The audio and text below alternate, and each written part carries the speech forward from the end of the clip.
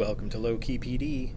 In this video, we're going to explore how to turn an element in your Google Drawings into a hyperlink. First, notice that if you go to the Insert menu and you don't have anything selected in your drawing, you do not have the option to turn it into a link.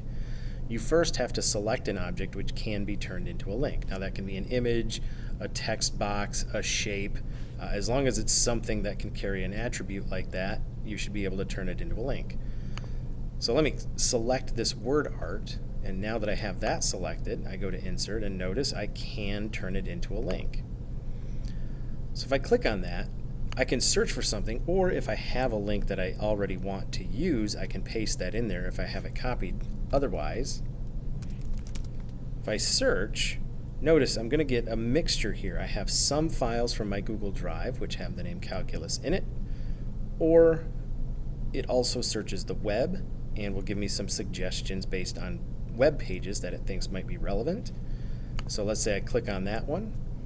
All right, now it just looks like a normal word art box, but when I click on it, it shows me that it's a hyperlink and tells me where it will send me and gives me the option to click on that and go to that page.